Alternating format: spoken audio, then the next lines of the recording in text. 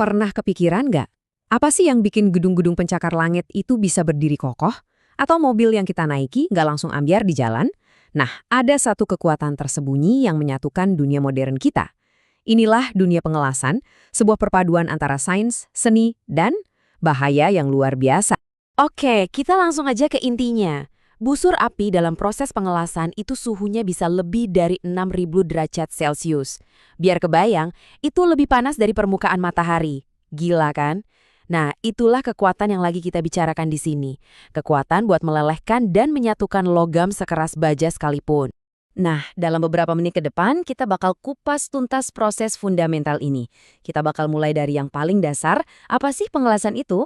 Terus kita intip sains di baliknya, kita lihat ada jenis apa aja, lalu kita bahas kenapa keselamatan itu harga mati, dan terakhir kita lihat gimana sih keahlian yang dibutuhkan seorang jurulas profesional. Baik, kita mulai dari pertanyaan paling mendasar. Apa sih sebenarnya pengelasan itu? Gampangnya gini, pengelasan itu proses nyambungin dua potong logam pakai panas yang super tinggi sampai keduanya meleleh. Pas udah dingin, dua bagian itu menyatu jadi satu kesatuan yang utuh dan kuat banget.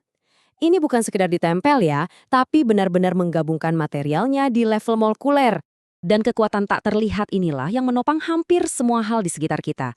Jembatan yang Anda lewati setiap hari, kerangka gedung, bahkan komponen-komponen kecil di dalam barang elektronik Anda. Semuanya itu bisa jadi bergantung pada sambungan las yang andal. Sekarang, mari kita gali lebih dalam. Gimana sih proses ini bisa terjadi? Apa rahasia sains di balik busur api yang menyilaukan itu? Nah, di dunia las busur ada dua pendekatan dasar. Pertama, ada elektroda yang habis pakai, di mana kawat lasnya itu ikut meleleh buat ngisi sambungan. Di sisi lain, ada elektroda tidak habis pakai, yang biasanya terbuat dari tungsten. Elektroda ini super tahan panas, jadi dia nggak ikut meleleh. Tugasnya cuma bikin busur api aja, sementara logam pengisinya kita tambahkan sendiri secara terpisah. Tabel ini menjelaskan kenapa butuh suhu sepanas itu. Lihat deh, baja karbon aja butuh suhu di atas 1.500 derajat Celcius cuma buat mulai meleleh. Jadi, busur api 6.000 derajat itu bukan buat gaya-gayaan, tapi emang benar-benar dibutuhkan untuk memastikan logamnya menyatu dengan sempurna. Pengelasan itu bukan cuma satu jenis aja loh, ada banyak teknik berbeda tergantung kebutuhannya. Yuk kita lihat beberapa yang paling umum dijumpai. Anda mungkin pernah dengar istilah-istilah ini, SMAW atau lastik itu yang paling dasar dan serbaguna.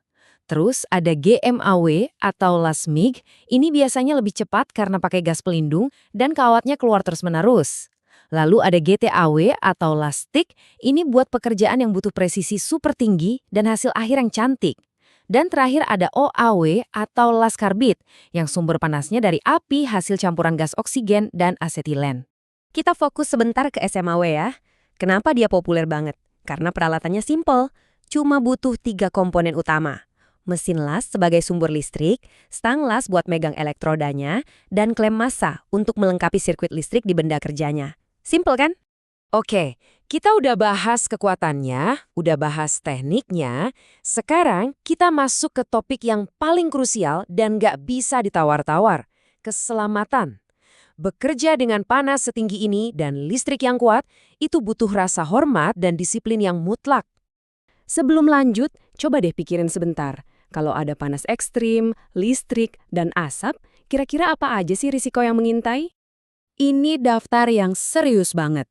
Luka bakar dari percikan logam cair, resiko kesetrum, asap las yang bisa sangat beracun kalau terhirup, radiasi dari busur apinya yang bisa merusak mata, dan tentunya resiko kebakaran dari percikan apinya. Semua ini nyata dan harus dikelola dengan sangat hati-hati. Karena itulah, APD atau alat pelindung diri itu hukumnya wajib, bukan pilihan. Helm las buat melindungi mata dan wajah dari radiasi dan percikan. Pakaian tahan api dan sarung tangan kulit tebal buat melindungi tubuh dari panas. Dan yang gak kalah penting, respirator, buat melindungi paru-paru kita dari asap berbahaya. Setelah kita paham sains dan keselamatannya, sekarang kita beralih ke seninya. Soalnya, pengelasan yang baik itu bukan cuma soal teknis, tapi juga sebuah seni yang butuh tangan yang stabil, pengetahuan mendalam, dan latihan bertahun-tahun. Sambungan las yang kuat itu nggak dibuat sekali jalan. Prosesnya berlapis-lapis. Dimulai dengan root pass. Ini lapisan dasar yang paling penting buat nentuin penetrasi sambungan. Terus dilanjut sama filler pass untuk mengisi celah dan membangun kekuatan. Terakhir ditutup dengan capping pass yang rapi di permukaan. Nah, ini poin yang sangat penting. Bikin percikan api mungkin gampang, tapi yang membedakan juru las profesional adalah kemampuannya menghasilkan las yang sempurna di posisi-posisi yang paling menantang, mau itu vertikal, horizontal, atau bahkan di atas kepala sambil terbalik. Ambil contoh kualifikasi 6G, ini salah satu yang paling dihormati.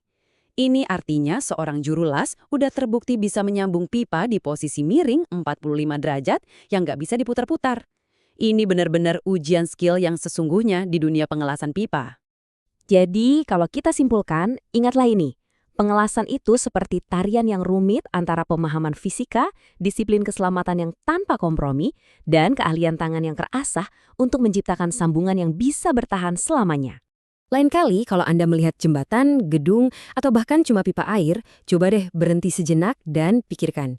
Pikirkan tentang panas yang luar biasa dan keahlian tangan yang tersembunyi di dalam setiap sambungannya, yang secara diam-diam menopang dunia di sekitar kita.